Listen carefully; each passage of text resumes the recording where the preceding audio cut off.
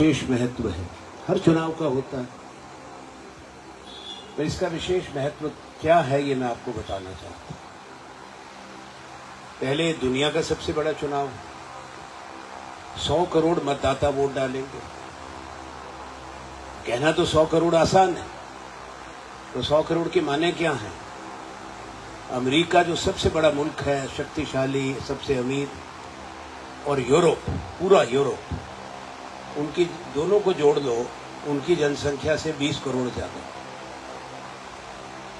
भारत सबसे बड़ा लोकतंत्र है दुनिया का, इसलिए पूरे विश्व की निगाहें हैं कि हिंदुस्तान के लोग क्या फैसला करेंगे इस चुनाव के अंदर, कौन सा रास्ता चुनेंगे आने वाले समय के लिए, अपने देश के भविष्य बनाने का। खास तौर पे जो हमारे युवा पीढ़ी है, हमारे बेटे बेटियां हैं, कौन सी सोच, कौन सी विचारधारा आगे हिंदुस्तान को रास्ता दिखाएगी। एक तरफ हम हैं भारतीय राष्ट्रीय कांग्रेस, जो दुनिया के सबसे पुराने राजनीतिक दलों में है, 138 साल पुरानी पार्टी है, हिंदुस्तान की आज़ादी की लड़ाई की अगुवाई की है, संघर्ष किया है।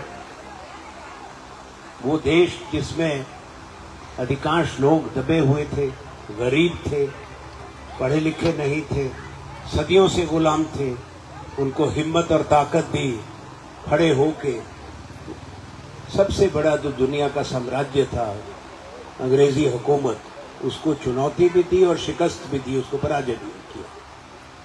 ये कोई छोटी उपलब्धि नहीं थी। महात्मा गांधी के नेतृत्व में और जो बड़े स्वतंत्रता सेनानी उनके साथ थे, जवाहरलाल नेहरू, सरदार वल्लभ भाई पटेल, गोविंद वल्लभ पंत, सुभाष चंद्र बोस, मौलाना अबुल कलाम आजाद, इनकी सोच बड़ी थी, ये बड़े लोग थे। हमारा देश ही विशाल है।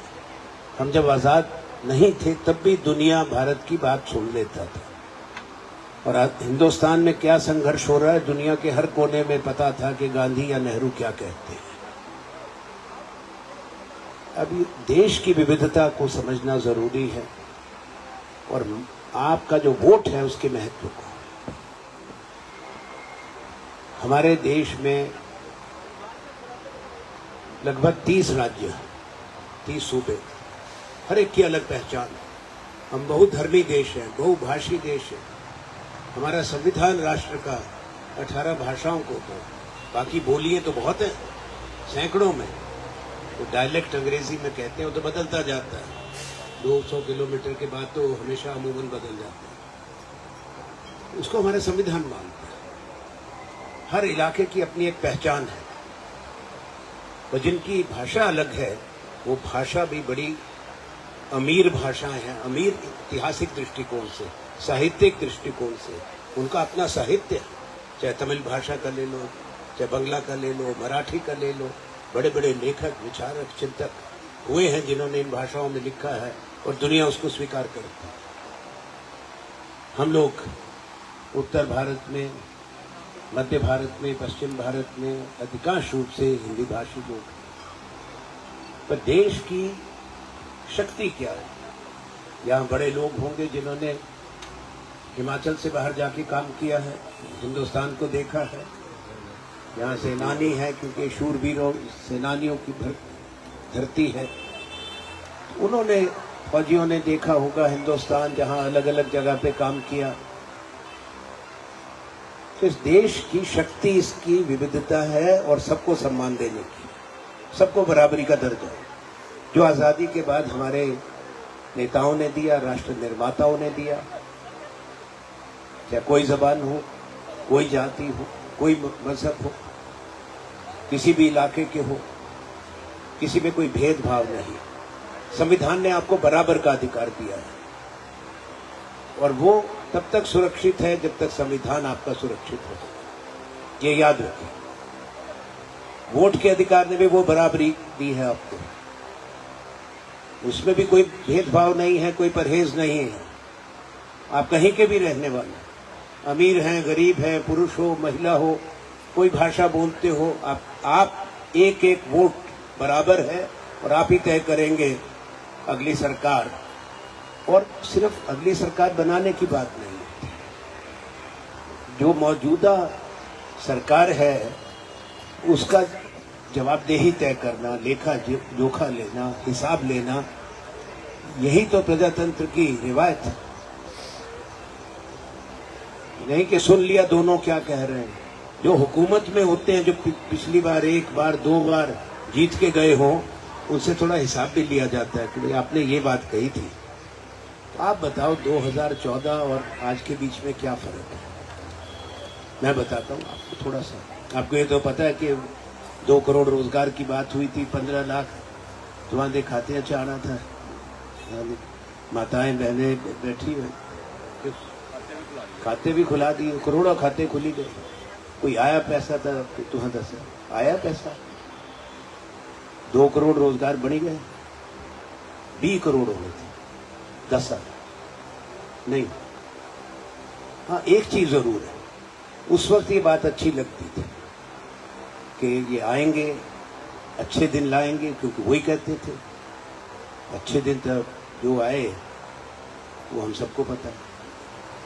पर उस वक्त जो 8 साल के बच्चे थे, हमारे बेटे बेटी हैं आपके, हर माँ बाप को चिंता होती है कि इनका भविष्य अच्छा बने, जीवन में अच्छी पढ़ाई हो, शिक्षा हो, अच्छे अवसर मिले, रोजगार हो, देश और दुनिया में अपना नाम कमाएं, यही चाहते हैं ना माँ बाप।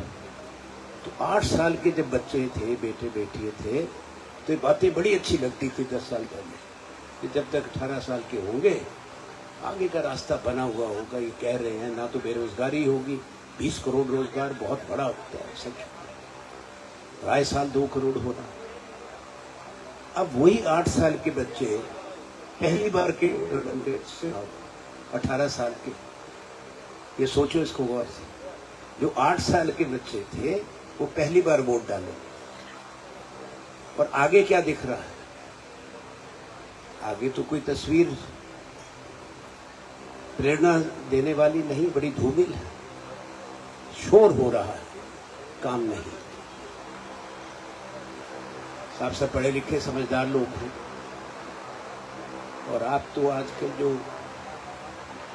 टेलीफोन पे, कंप्यूटर पे, लैपटॉप पे, आईपैड पे बटन दबा के, गूगल करके सब चीज सूचना मिल जाती है। आप डॉक्टर मनमोहन सिंह जी के 10 साल ले लो, जो प्रधानमंत्री थे, और इस सरकार के 10 साल भी लीजिए, क्योंकि पिछले 10 साल इन्होंने पहली सरकारों को कोसने में और अपमानित करने में लगाए। बार बार कहते हैं और आदत नहीं बदली कि हम इससे पहले हिंदुस्तान की पहचान नहीं थी, भारत का सम्मान नहीं था, भारत कमजोर देश था, 70 साल के सरकारों ने कुछ नहीं किया। ये बड़े दुर्भाग्य की बात है। कोई भी अपने राष्ट्र नेताओं को